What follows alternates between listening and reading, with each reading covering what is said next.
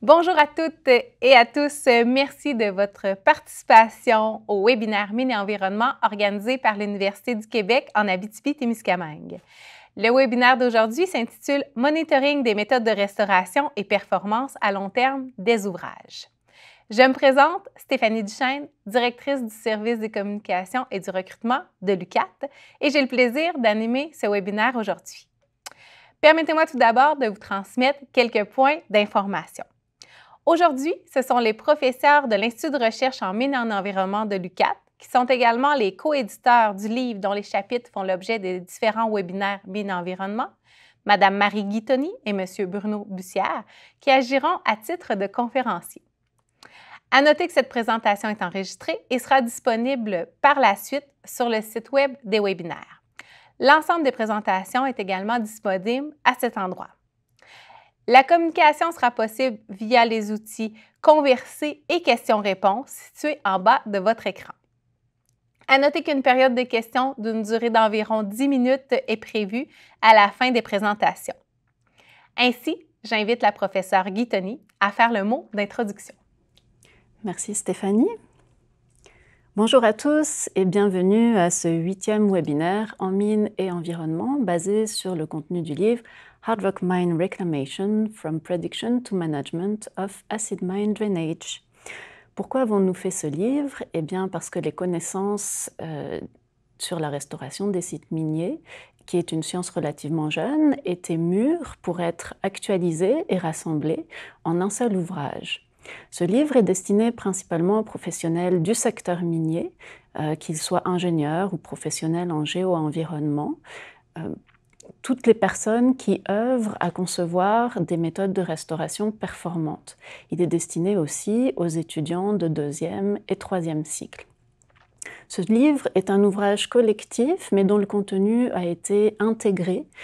C'est un contenu interdisciplinaire qui a été rédigé par 10 auteurs et autrices principaux, qui sont des expertes et des experts dans leur domaine reconnus internationalement. Aujourd'hui, notre webinaire est le 8e de la série. Pourquoi avons-nous fait ces webinaires? C'est principalement pour transférer les connaissances du livre au public francophone, parce que tous nos webinaires sont en français.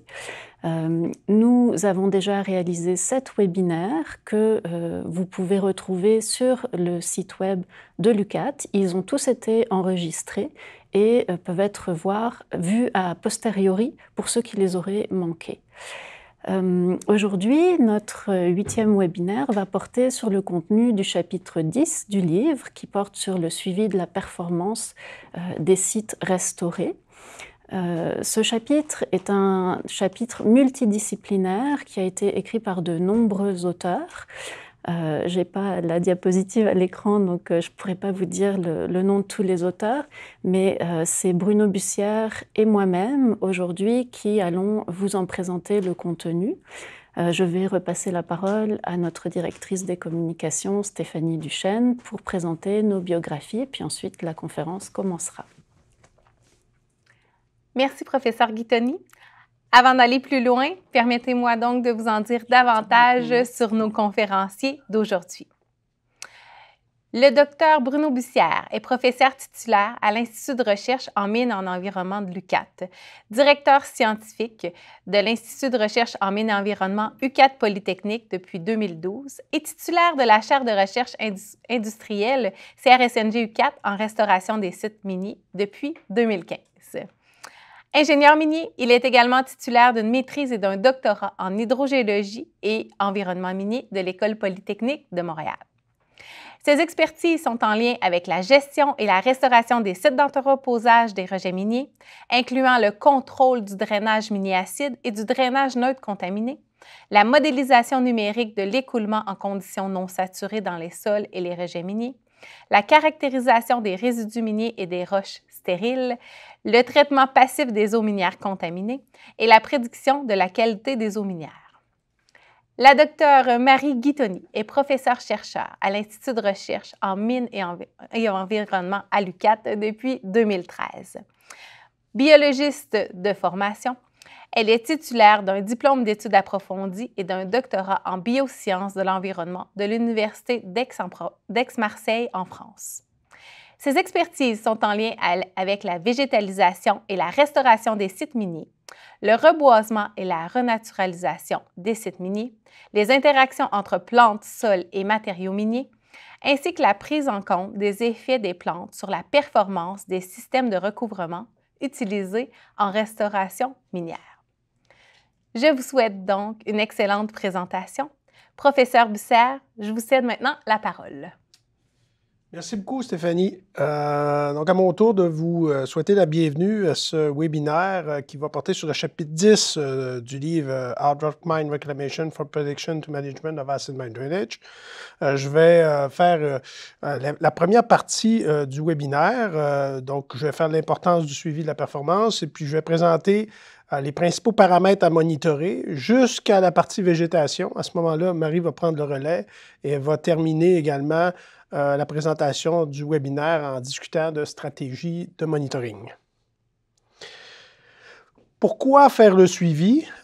Ici, on vous présente dans cette diapo l'approche méthodologique typique lorsque l'on veut concevoir un système de restauration. On a différentes étapes, puis dans ces étapes-là, on va s'assurer dans un premier temps, de bien connaître les matériaux que l'on souhaite utiliser pour la restauration. On va également valider différents scénarios, différentes techniques, soit à l'échelle du laboratoire, soit à l'échelle du terrain, à l'échelle réduite, évidemment. On va également prendre un maximum d'informations sur le site, donc les conditions climatiques, la végétation autour du site, les matériaux qui sont disponibles. Donc, tout ça va se faire au départ pour éventuellement proposer un design, donc une conception d'un système qui va permettre de contrôler la problématique. Et lorsqu'on va construire cette méthode de restauration-là, on va vouloir en parallèle instrumenter notre site aux endroits stratégiques pour être en mesure de mesurer la performance. Donc, l'étape d'auscultation et de suivi va se poursuivre pendant plusieurs années.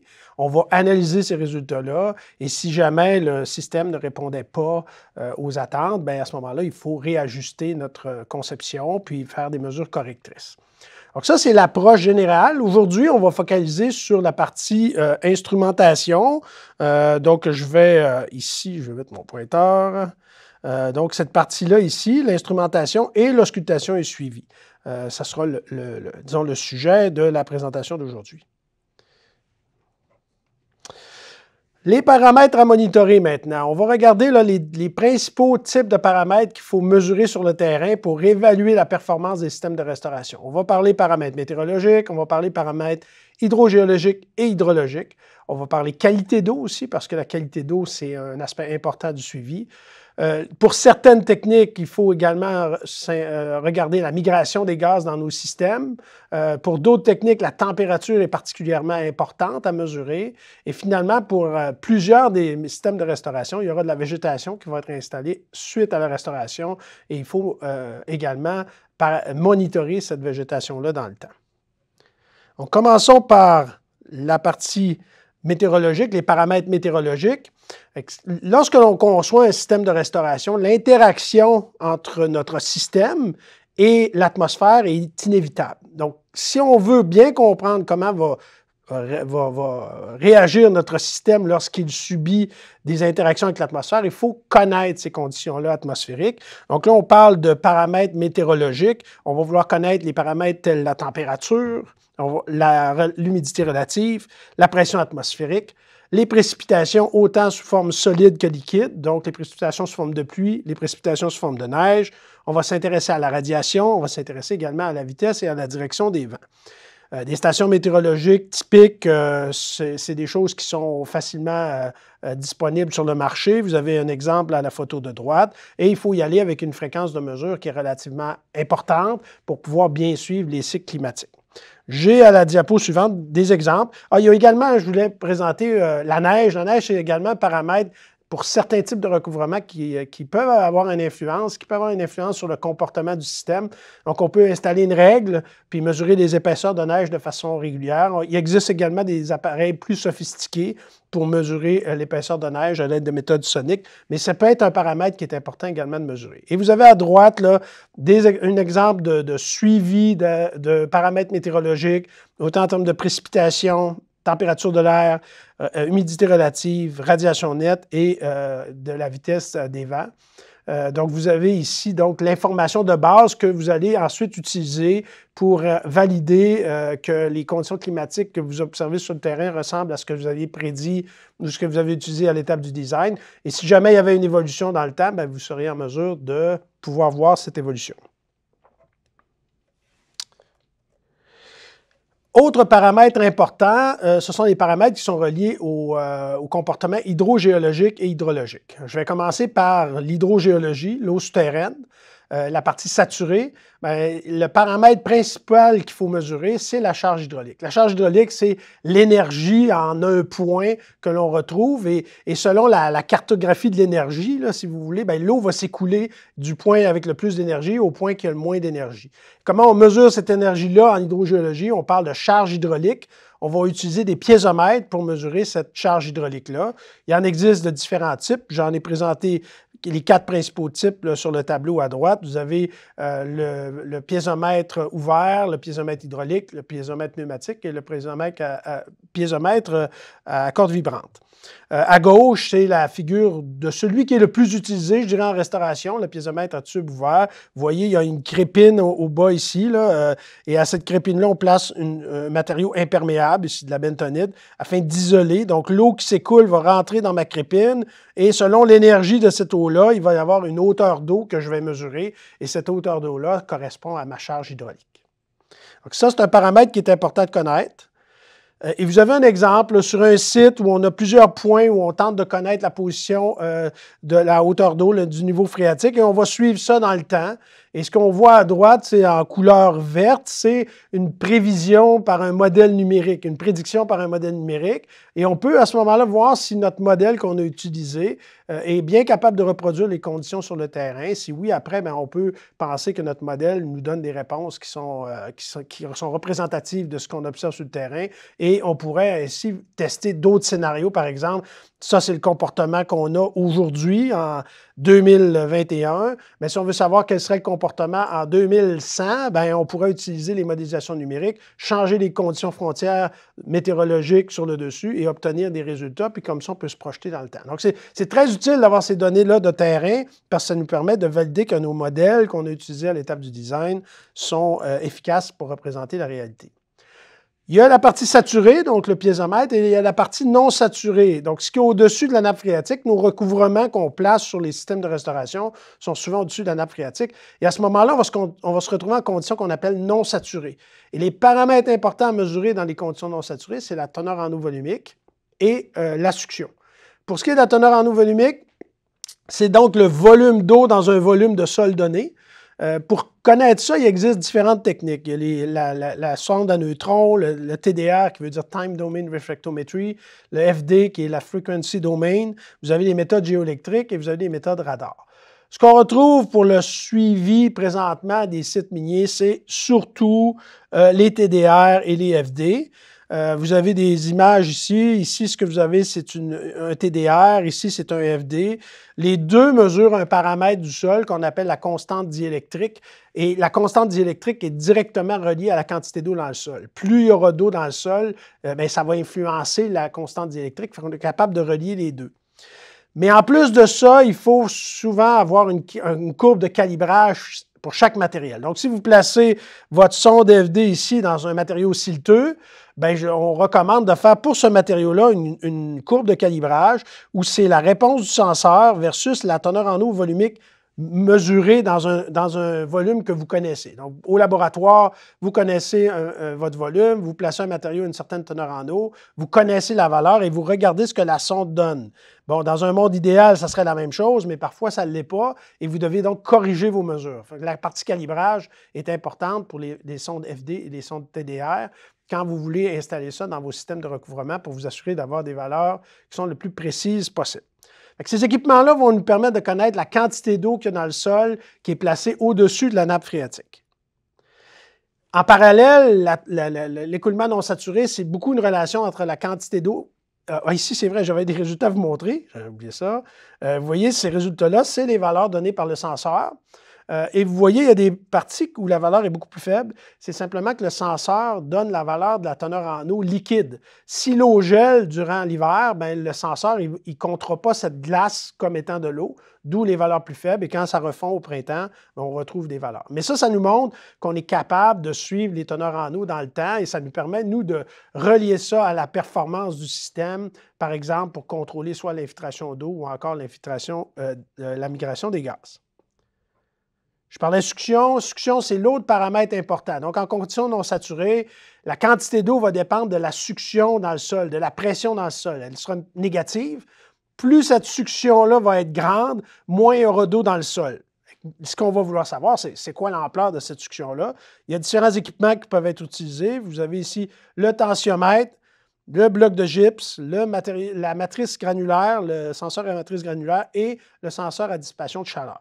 Bon, le tensiomètre, rapidement, c'est le plus simple. Lui, il se met en équilibre avec le sol et selon la succion, donc ça tire, l'eau va être tirée vers là et avec un capteur, on est capable de connaître c'est quoi la succion qui est exercée par le sol.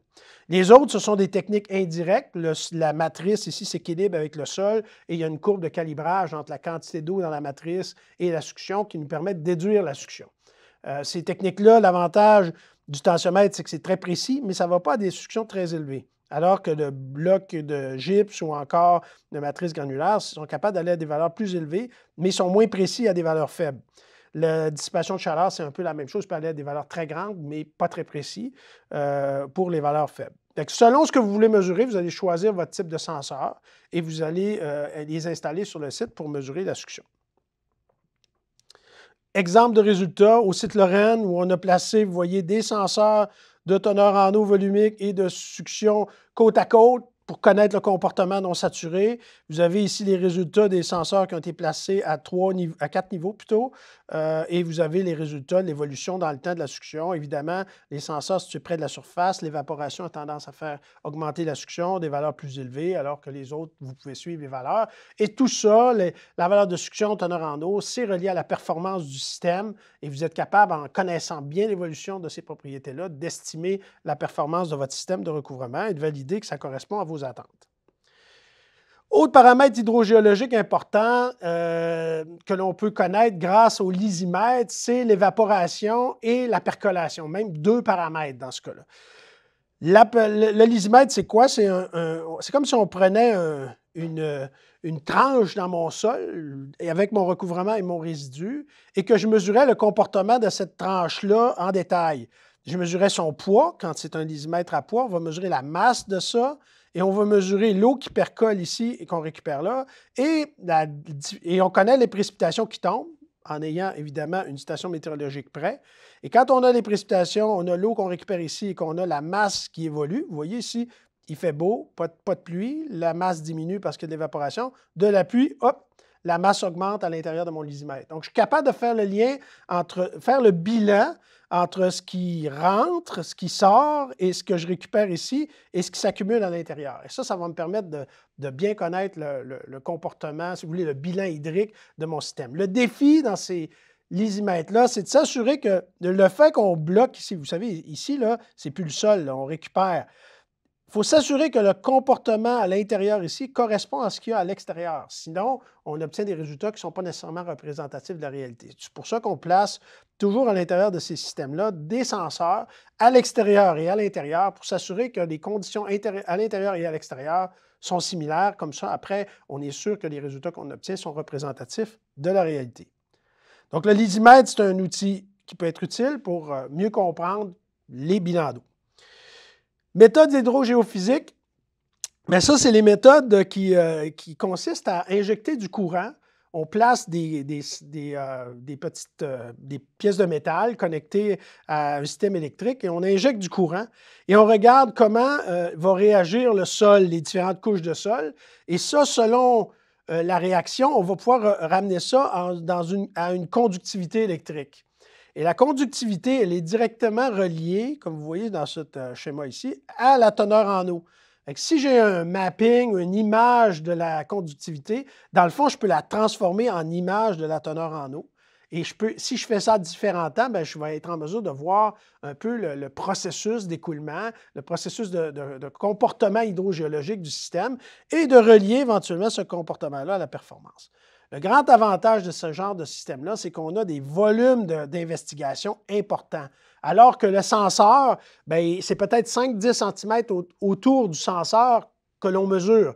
Et si on parle de parcs à résidus de plusieurs centaines d'hectares, vous voyez que les volumes qu'on investigue sont relativement petits par rapport au volume total. Ici, ça nous permet d'augmenter ce ratio-là, c'est-à-dire d'avoir un volume d'investigation beaucoup plus important.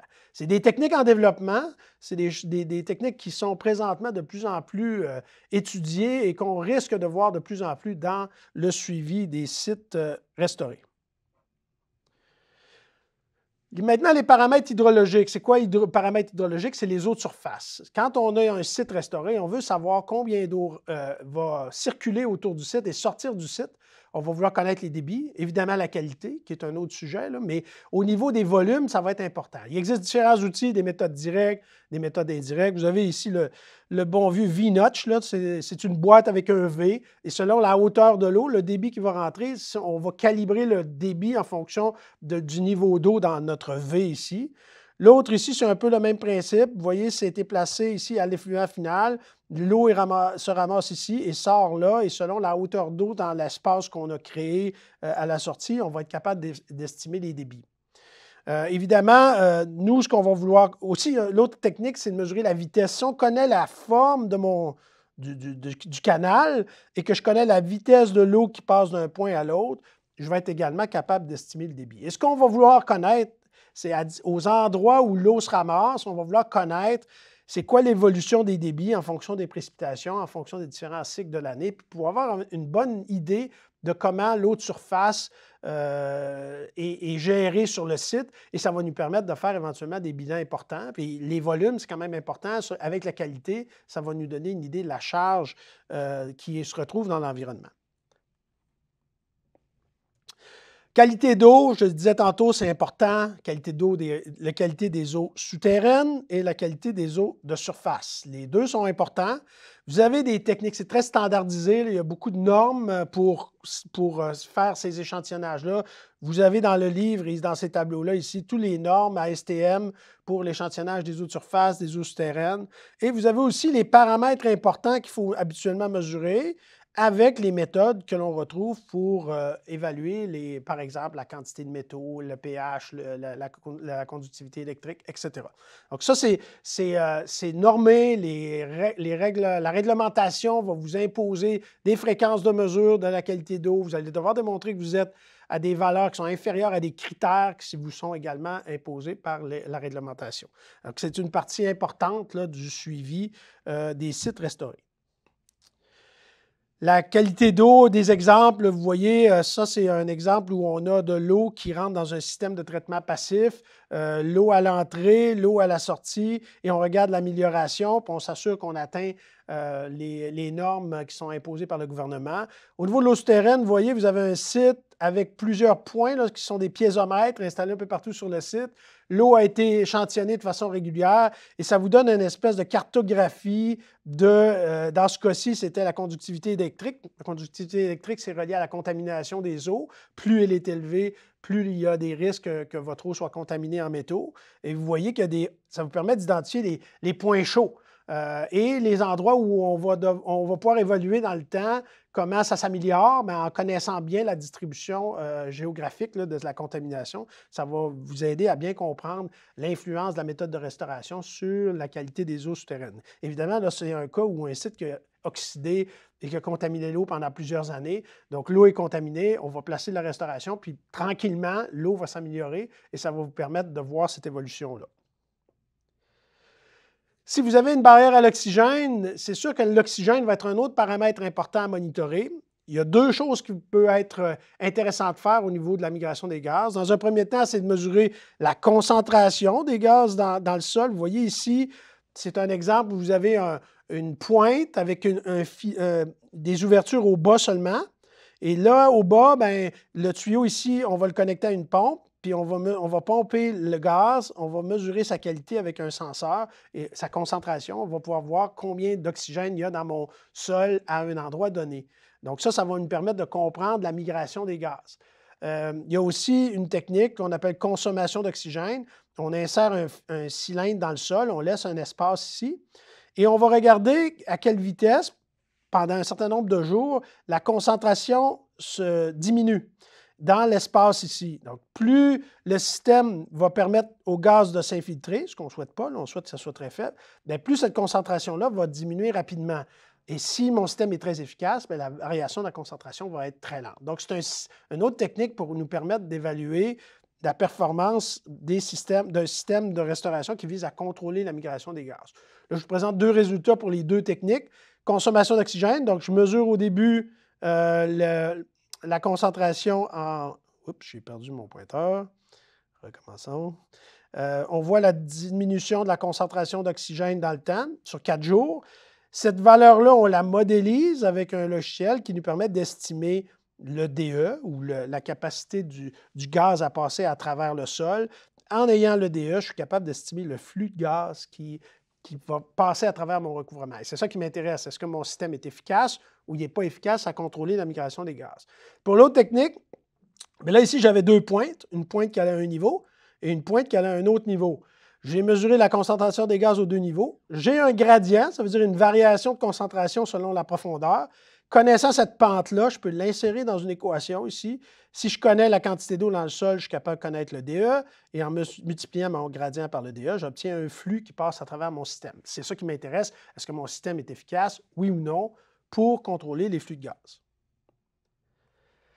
Dernier paramètre, et non le moindre, là, avant la végétation, c'est la température du sol. Donc là, j'ai parlé de la concentration d'oxygène et le prochain, c'est la température du sol. La température du sol, c'est particulièrement important quand vous installez un recouvrement isolant. Vous vous souvenez, le recouvrement isolant, l'objectif, c'est d'intégrer nos résidus au pergélisol. Pour cela, on place un recouvrement qui va, lui, subir les cycles de gel-dégel. Évidemment, là, si on veut comprendre comment se comporte un recouvrement comme ça, la température, c'est le paramètre clé. Je dois comprendre comment migre la température dans mon système de recouvrement, dans mes résidus et même dans la fondation en dessous de mes résidus. Et pour ça, je vais installer on appelle ça des chaînes de thermistance espacées stratégiquement pour connaître la distribution de la température autant à toutes les saisons. Et ça va me permettre de voir comment la température migre dans mon système et de voir si je suis en mesure de maintenir gelé en tout temps les résidus et ainsi réussir à contrôler la génération de drainage mini-acide. Donc ça, vous avez des espacements. Normalement, plus on va profondément, moins c'est espacé, puis plus on est près du recouvrement, bien, plus on va mettre de senseurs. Donc, exemple de résultat, c'est tiré des travaux de Vincent Boulanger-Martel, où ce qu'on voit, c'est la variation les profils de température, autant pour deux recouvrements, un de 2 mètres, un de 4 mètres. Puis on voit qu'en ayant une bonne définition, bien, on est capable de voir l'évolution de la température selon les saisons. Ce que vous avez, là, c'est des moyennes mensuelles. Évidemment, ceux qui sont en rouge, c'est les mois les plus chauds, et ceux qui sont en vert à gauche, c'est les mois les plus froids. On a comme ça une bonne indication du comportement thermique et on voit que selon que c'est 2 mètres, 4 mètres, bien, ce sont des comportements qui sont différents et ça nous permet d'estimer la performance des deux systèmes en connaissant bien la température que l'on a dans nos résidus et dans notre recouvrement. Fait que voilà, mon travail à moi est terminé. Je vais laisser maintenant Marie faire la partie sur la végétation. Donc, je prends le relais. Merci Bruno sur les paramètres de végétation. Je vais voir si... Donc pour les paramètres de végétation, il y a 2 grandes catégories de paramètres. Les premiers... Ah, ça y est, vous voyez le PowerPoint, c'est super. Donc les premiers vont permettre d'évaluer le succès de végétalisation. Et l'autre grande catégorie va concerner les paramètres qui peuvent être intégrés dans les modèles numériques qui permettent d'évaluer la performance des systèmes de recouvrement sur les sites restaurés. On va commencer par les paramètres en lien avec le succès de végétalisation. Souvent, ces paramètres vont être mesurés sur les parties aériennes des plantes. Ils sont en lien avec la composition de la communauté de plantes qui permet d'évaluer la valeur écologique du site végétalisé et qui permet aussi de détecter la présence éventuelle d'espèces exotiques envahissantes qui vont devoir être gérées si jamais elles sont présentes sur le site.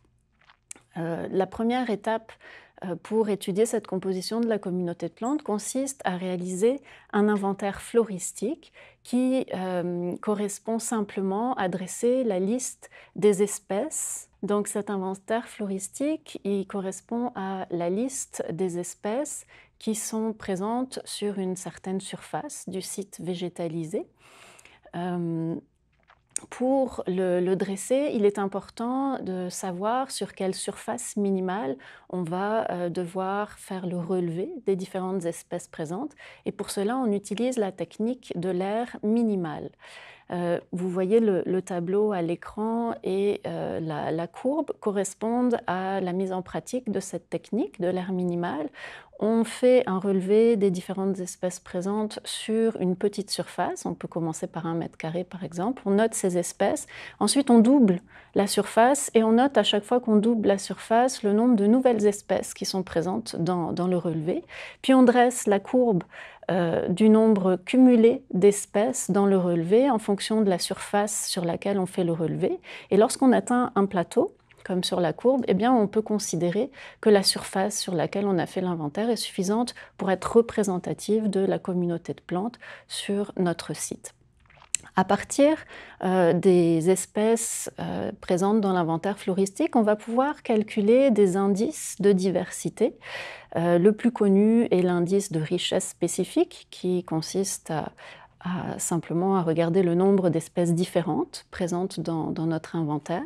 Mais on peut aussi calculer des indices de diversité qui tiennent compte de l'uniformité, de la représentativité des différentes espèces dans la communauté. Et ces indices, généralement, plus ils sont faibles, plus la communauté de plantes va comporter un faible nombre d'espèces et va avoir quelques espèces qui dominent par rapport aux autres. On peut également mesurer le succès de végétation avec des paramètres qui vont permettre de mesurer la production végétale. Cette production va être liée notamment au verdissement du site végétalisé, si on a un objectif de verdissement, et également à l'efficacité du contrôle de l'érosion en lien avec la couverture végétale qui se développe sur le site végétalisé. Les paramètres vont être différents selon que notre communauté est une communauté de petites plantes ou de plantes nombreuses, comme par exemple pour des végétations de type herbacée où il y a des graminées notamment. Dans ce cas, on va utiliser comme paramètre le taux de recouvrement ou la biomasse aérienne. Si on a des communautés avec des plantes individualisées ou de plus grande taille, comme par exemple des arbustes ou des arbres, dans ce cas, on va plutôt travailler avec la densité qui consiste à relever le nombre d'individus par surface, ou bien dans le cas de plantation, à suivre le taux de survie ou bien la croissance et la croissance en hauteur et en diamètre des individus. Le taux de recouvrement peut être estimé visuellement, mais il existe des méthodes aussi pour le mesurer qui évitent les biais liés à l'observateur et qui sont plus précises. Je vais vous en présenter une, c'est celle des points quadrats. Qui peut être utilisé sur des transects, comme vous voyez à l'écran, donc des lignes avec des points de mesure répartis de manière systématique. Et elle peut être également utilisée sur ce qu'on appelle des quadras, qui sont des surfaces, comme à l'écran, sur lesquelles on va réaliser un quadrillage et chaque point de mesure se trouvera à l'intersection de la grille, donc sur le quadrillage. À chaque point de mesure, on va déplacer une tige fine et lorsque pour un point de mesure donné, une espèce X touchera la tige, on va la compter présente. Si aucune espèce ne touche la tige, on compte absence de toute espèce végétale. Ensuite, on va pouvoir calculer le taux de recouvrement de chaque espèce ou de la végétation dans son ensemble en faisant la somme de tous les points de mesure où l'espèce X, par exemple, a été comptée comme présente sur le nombre total de points de mesure multiplié par 100.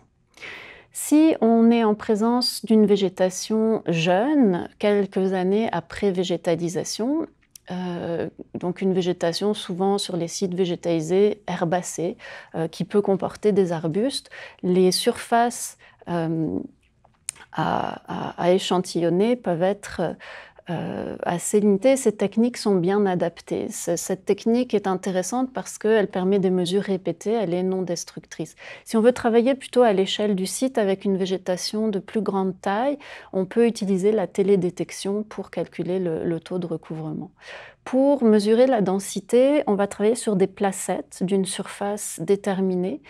Pour des végétations herbacées avec des arbustes, on peut travailler sur des placettes d'une surface de 6 mètres carrés, par exemple, qui vont être réparties de manière répétée sur des transects. Et dans chaque placette, on va compter le nombre d'individus qu'on observe pour chaque espèce qu'on veut inclure dans notre relevé. On passe à la diapositive suivante, s'il vous plaît.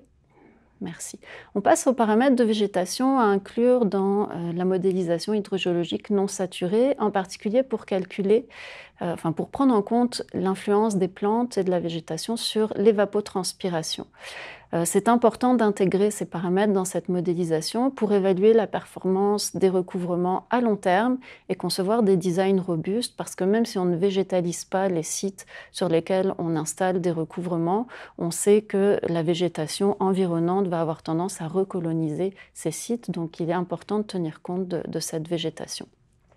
Le premier paramètre important est l'indice de surface foliaire, ou LAI. C'est tout simplement la surface de la face supérieure des feuilles ou des parties vertes des plantes, rapportée à la surface du sol où cette surface foliaire est mesurée. Ce LAI est important car il permet dans les modèles de calculer la transpiration potentielle associée à la végétation. Sur la photographie à l'écran, vous voyez qu'on a utilisé une surface connue, un quadrat sur lequel on a coupé, donc on a fait une mesure directe de LAI, on a coupé toute la végétation, les parties aériennes des plantes, on a mesuré au laboratoire la surface foliaire des parties vertes, donc ça peut nécessiter un tri, ça peut être assez long, et ensuite on a rapporté cette surface cumulée de parties vertes à la surface échantillonnée pour calculer le LAI, puis pour la végétation sur la photo, on a trouvé un LAI entre 2 et 3. Pour des végétations de type arbres, donc forestières par exemple, où les plantes sont plus grandes, on peut utiliser des méthodes indirectes pour mesurer l'indice de surface foliaire, en utilisant notamment le facteur de transmission de la lumière au travers de la canopée des arbres, avec des capteurs optiques. Puis à l'échelle d'un site, on peut aussi utiliser la télédétection pour mesurer ce LAI. Le deuxième paramètre important à mesurer sur les sites végétalisés, si on veut intégrer l'effet de la végétation dans la modélisation pour évaluer la performance, c'est la profondeur maximale des racines de la végétation. Celle-ci va être importante pour déterminer toute la zone du recouvrement, des matériaux de recouvrement qui vont être affectés par le pompage d'eau par les racines.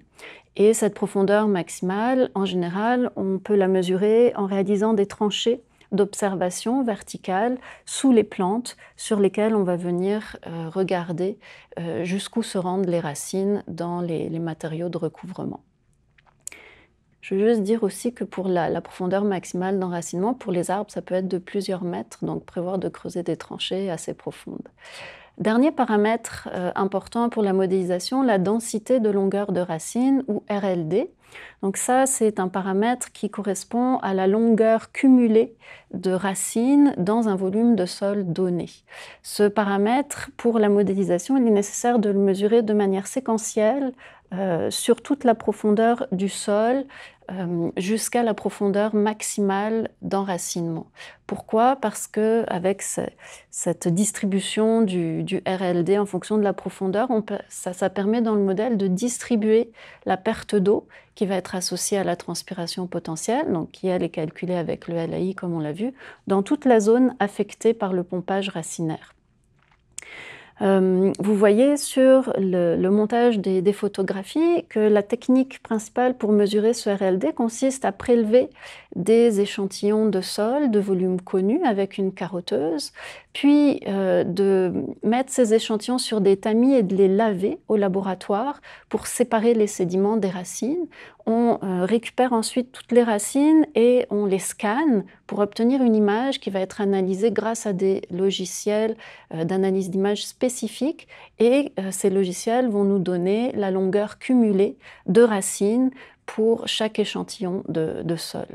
À noter que la colonisation racinaire peut varier beaucoup autour d'une même plante. Il est donc recommandé de faire un échantillonnage à des distances croissantes de la plante pour avoir des valeurs de RLD représentatives pour cette plante.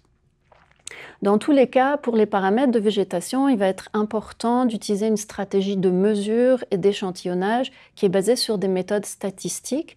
Pour la stratégie, elle va devoir être aléatoire, stratifiée ou systématique et inclure plusieurs répétitions. Une fois qu'on va avoir obtenu des moyennes représentatives pour nos paramètres d'intérêt, il va être intéressant de comparer ces moyennes avec des valeurs de référence qui proviennent d'écosystèmes de référence qui sont ceux qui sont visés, qui sont souhaités sur les sites végétalisés.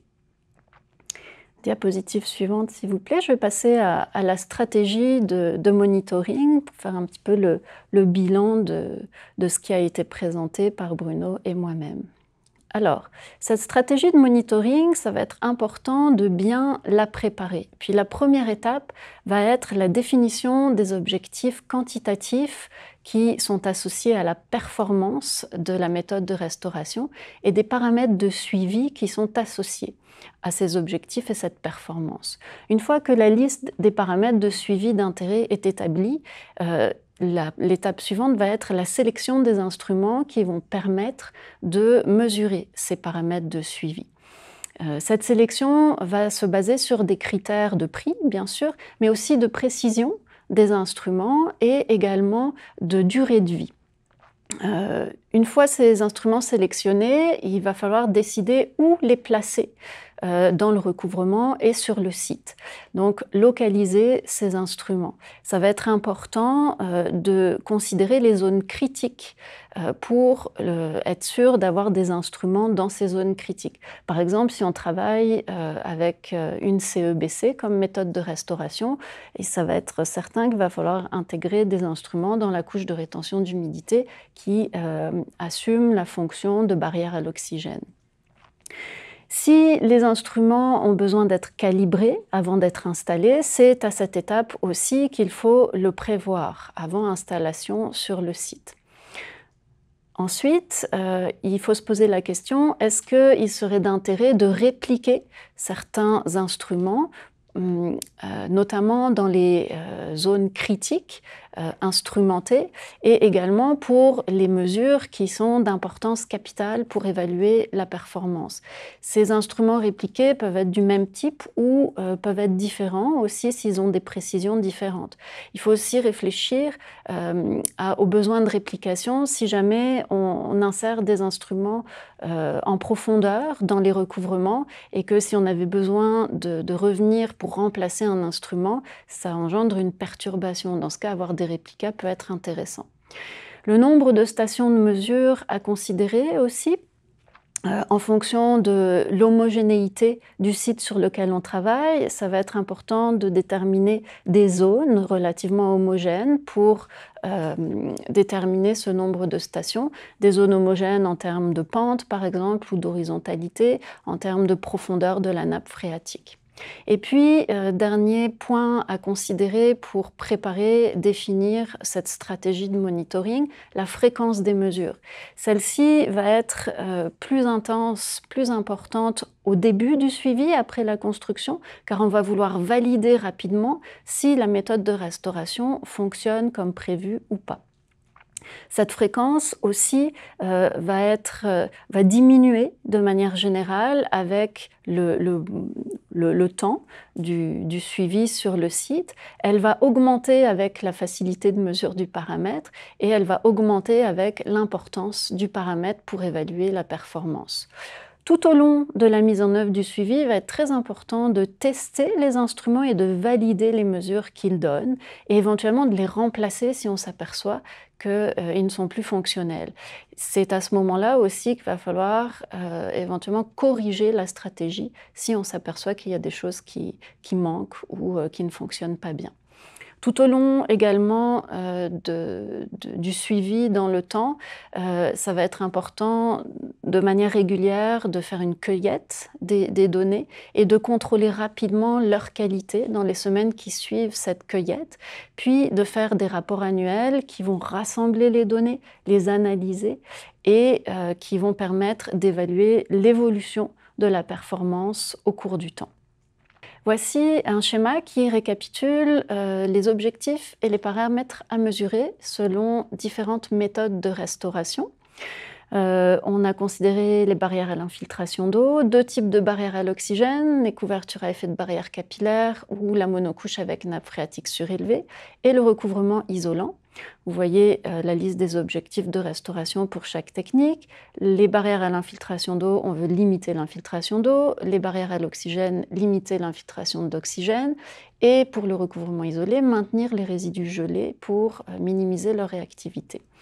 Pour chaque technique, chaque méthode de restauration et chaque objectif, on peut dresser la liste des paramètres à mesurer et identifier les paramètres qui vont être essentiels, les plus importants à mesurer pour valider que la technique utilisée fonctionne, que la performance est au rendez-vous.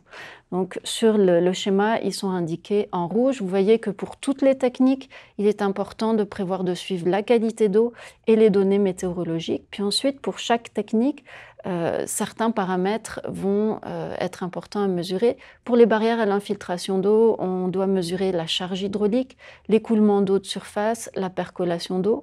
Pour les barrières à l'oxygène, les teneurs en eau volumique, les suctions, la charge hydraulique, le mouvement des gaz et la réactivité, et également les paramètres associés à la végétation qui peut influencer la performance.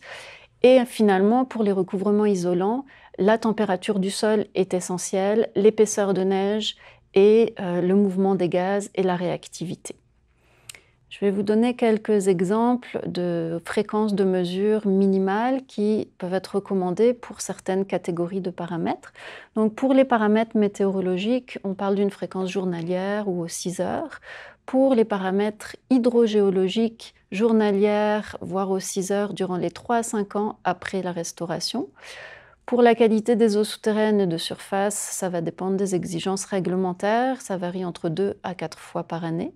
Pour les essais de consommation d'oxygène, c'est 1 à 2 fois par année que c'est recommandé. Et pour les paramètres de végétation, au début de la végétalisation, pour les premières années, ça serait au moins un suivi annuel. Une fois que la végétation est autosuffisante, 1 fois tous les 3 à 5 ans serait suffisant. Ma dernière diapositive, la diapositive de conclusion, je voulais juste mentionner, non, celle d'avant s'il vous plaît, merci, que le suivi est une étape vraiment importante pour valider la performance de la restauration et permettre un ajustement de la technique de restauration aux besoins, et que la stratégie de suivi devrait être élaborée le plus tôt possible, dès la construction si possible, être implémentée à long terme pour tenir compte de l'évolution éventuelle des matériaux, des effets des changements climatiques et aussi de l'évolution de la végétation. Merci beaucoup pour votre attention, puis on va passer à la période de questions avec Stéphanie. Donc, je vous remercie pour la présentation. On va installer nos conférenciers pour pouvoir passer à cette période de questions qui va être d'une durée d'environ 10 minutes. Donc, on va dépasser quelque peu le 12h30. Donc, je me lance. Donc, une première en lien avec l'évapotranspiration. Concrètement, la transpiration potentielle des plantes influence quoi exactement dans le design ou dans la restauration des sites miniers? Alors, on a vu dans la liste des paramètres d'intérêt desquels il faut faire le suivi, que les paramètres de végétation étaient particulièrement importants pour les barrières à l'oxygène. Pourquoi? Parce que dans le cas des couvertures à effet de barrière capillaire, dans le cas des monocouches à nappe phréatique surélevée avec une monocouche de granulométrie fine, donc où on veut utiliser cette couche pour faire une barrière à l'oxygène, on veut garder un haut degré de saturation dans une partie des matériaux du recouvrement.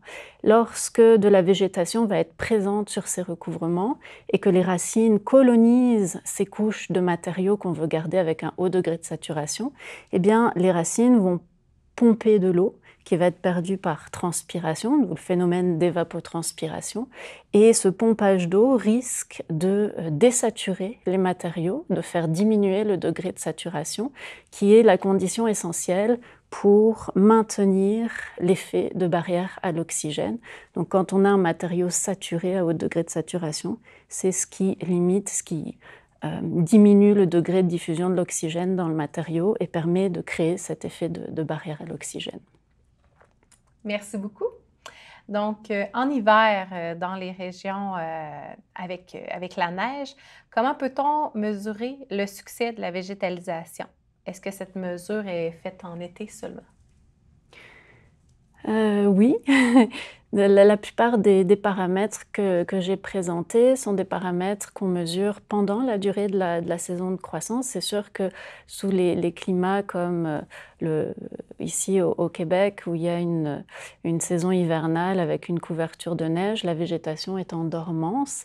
Il n'y a pas de prélèvement d'eau, l'évapotranspiration est faible ou inexistante, et donc on considère pour l'évaluation des paramètres, que ce soit pour le succès de végétalisation ou la mesure des paramètres à intégrer dans les modèles pour évaluer la performance, on mesure ces paramètres pendant la saison de croissance. Merci. Donc, vous nous avez présenté là, que les paramètres de monitoring se font à différents moments, donc au niveau des travaux de restauration. Quelle est la solution si le monitoring ne donne pas des résultats concluants? C'est ça, l'objectif du monitoring, c'est de détecter justement ces situations-là. À ce moment-là, il faut revenir à la conception, voir pourquoi ça ne fonctionne pas comme prévu. Ça peut être parfois parce que les matériaux n'ont pas les propriétés qu'on pensait. Ça peut être pour toutes sortes de raisons, des conditions frontières qui ne sont pas... le niveau phréatique, par exemple, peut être plus bas que ce qu'on avait estimé, puis ça peut affecter le comportement hydrogéologique. Bref, c'est l'occasion, quand on voit qu'on n'atteint pas les objectifs, de remettre en cause sa conception, de réajuster la conception et d'arriver avec des options pour contrôler ou pour ajuster la performance, modifier la performance. Donc, ça peut être, par exemple, l'ajout d'un nouveau matériau. C'est peut-être des fois pas l'entièreté du site qui est problématique. Ça peut être seulement un secteur, bien qu'on peut faire des travaux sur ce secteur-là pour augmenter la performance. Mais évidemment, chaque cas va être particulier. On ne peut pas vraiment savoir à l'avance. Donc, il faut réanalyser, réajuster et trouver des solutions qui permettent d'atteindre nos objectifs que l'on avait fixés initialement. Merci. Est-ce qu'il existe des méthodes de prédiction ou de tests de monitoring avant de finaliser les travaux, par exemple sur des modèles réduits ou des modèles numériques? Oui, tantôt, j'ai présenté à la première diapo là, du webinaire l'approche de conception. Bien, dans l'approche de conception, normalement, il y a toujours de la comparaison de performance entre différentes techniques, mais à l'échelle réduite. Ça peut être comparer l'effet de l'épaisseur des couches, comparer si on prend ce matériau-là plutôt qu'un autre matériau. Et ça, on va faire ça dans des modèles réduits. Ça peut être des colonnes qui peuvent avoir entre 15 et 30 cm de diamètre. Ça peut être des cellules expérimentales qu'on va construire sur le terrain où on va contrôler l'ensemble des intrants et des entrants et des sortants. On va placer ça dans disons dans des conditions contrôlées pour essayer de voir comment ça se ça performe, là, comment le système est efficace. Et là, on parle de 10 mètres par 10 mètres, par exemple, ou 15 mètres par 15 mètres avec des systèmes de récupération d'eau. Donc, bref, oui, normalement, on ne se lance pas directement en vraie grandeur avec tout le risque que ça implique au niveau économique et puis au niveau de performance. On va essayer de valider nos concepts à l'échelle réduite, utiliser des modèles numériques pour représenter ce comportement-là et puis voir l'influence des paramètres, voir la robustesse de notre système. Mais quand on est certain ou quand on est assez confiant que le design que l'on propose va être efficace, bien là, on passe à l'étape de construction. Mais il y a vraiment des étapes préalables avant d'en arriver là pour minimiser le risque, justement, que ça se produise.